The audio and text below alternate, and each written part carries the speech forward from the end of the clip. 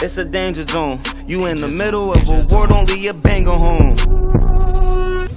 Hey Nicole, how you doing? I'm doing well, Vice. How are you? I'm good. How old are you, Nicole? I am 50. You're 50? Yes.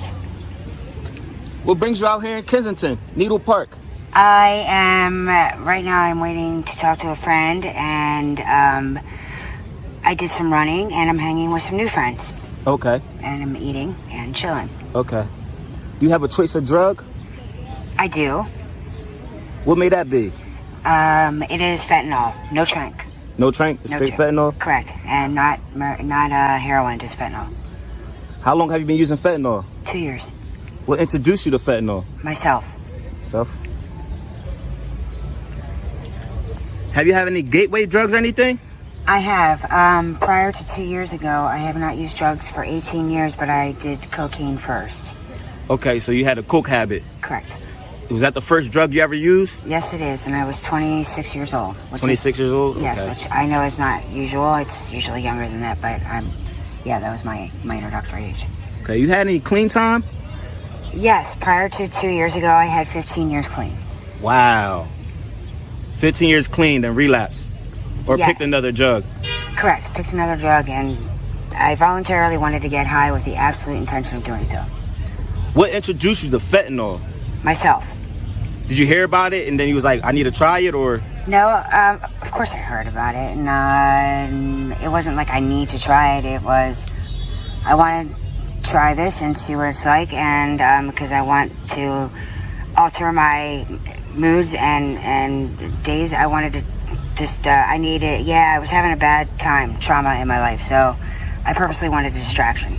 Okay. Yeah. Can I ask, what was your childhood like? It was awesome. The stuff that fairy tales were made of. No, I had very good parents. I had a nice family. There were no drugs, no alcohol in my family. There were good schools, good neighborhoods, nice area, wonderful people, and I have a big family, and everybody was fun, loving, and educated, and nobody was violent or upsetting. Everybody went to school. Nobody dropped out. Nobody didn't, everybody did what they were supposed to, and we all played sports, and yeah, everything was great. What sports did you play? I am a swimmer, and I played field hockey, soccer, cross country, and I'm a triathlete. And you still get involved in your sports, I see. You say you was jogging, right? Yes, I was just jogging, yes. And I swim on a master's team, and I bike on my own, and then I do combinations of all that stuff whenever I feel like it. And my son plays soccer, so I'm out there with him now. Do you have a job? I had a job. I am a nurse paralegal. Okay. I took 2 years off because this is what happened. I got my double degrees in 96. I got my RN, two-year associate RN in 2016. In 102 years, they have not changed the education requirements in nursing, medicine, or law. All of a sudden, they changed the education requirements from nurses. They cannot be an RN associate. You have to be a 4-year BSN in order to work in a hospital.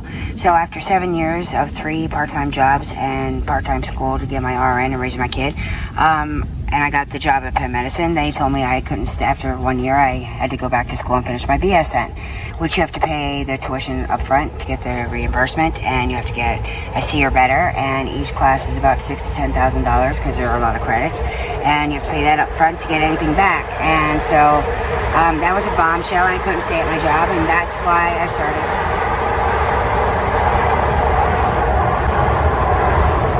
I'm sorry about the train. You can continue.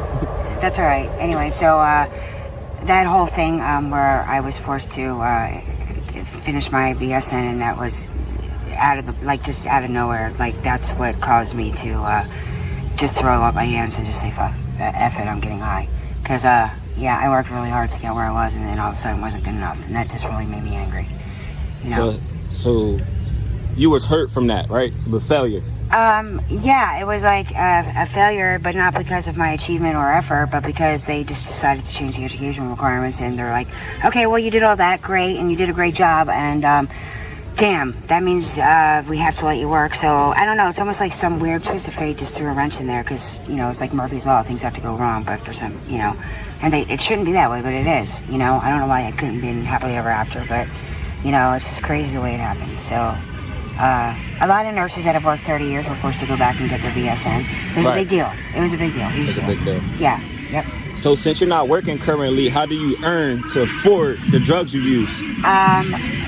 Right now, I'm fortunate. I have an inheritance, so I just I'm on a budget. Right. And I just spend.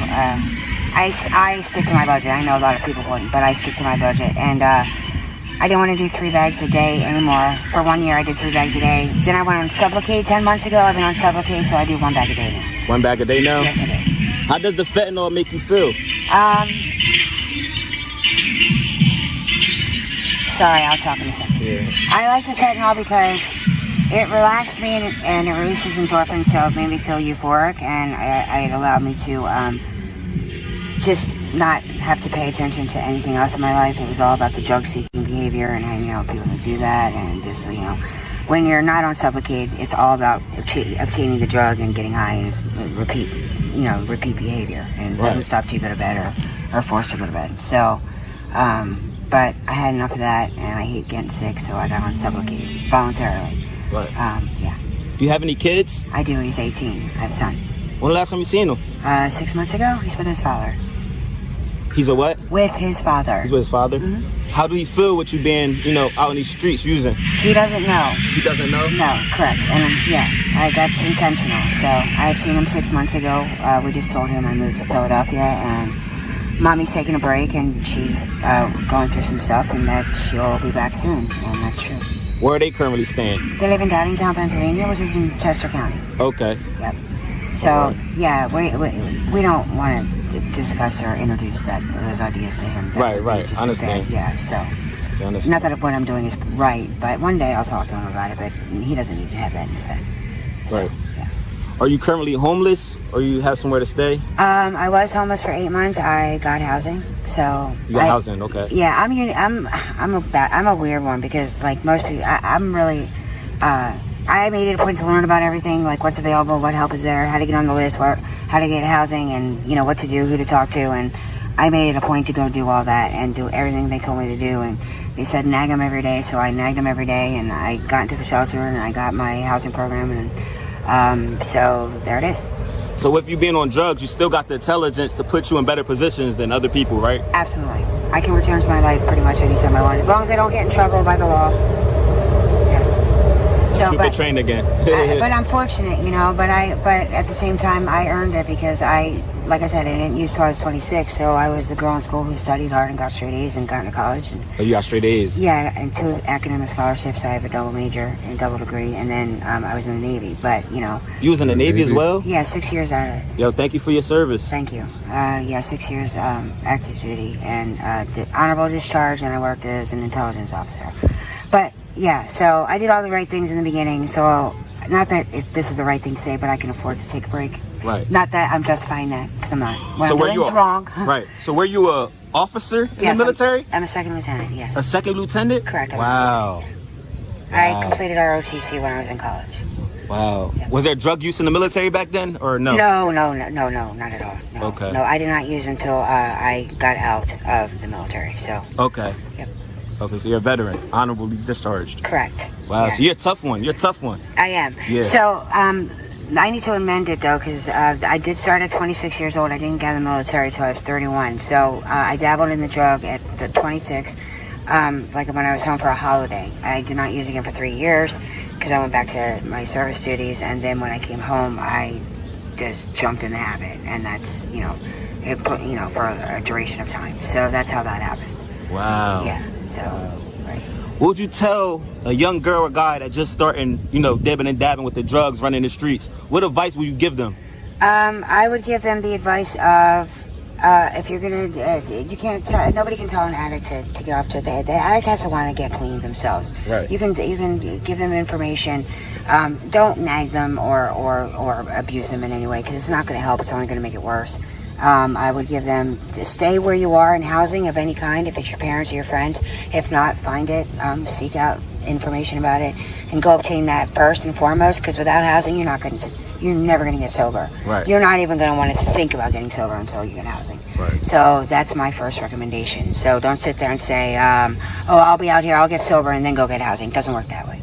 So there's the reality of it. So if you could describe Kensington with one word, how would you describe Kensington? Accepting. Accept it? Accepting. Why? Because this is a double-edged sword, because people here need each other, because Right. we're all addicts and we all have like-minded habits, you know. And a lot of people here are from lower income brackets, and so it's easy just for people who have money in houses and parents and families to go crash in their houses and have a habit. Right. That's fine, because they don't have to worry about it, but a lot of us do. So it's nice to have each other.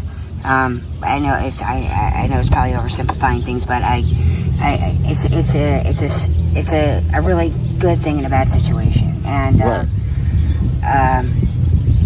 it's not a good thing, but the fact that we actually can use here with relative little threat of actually going to jail unless you're a dealer, but or obviously being a nuisance or stupid, but I mean.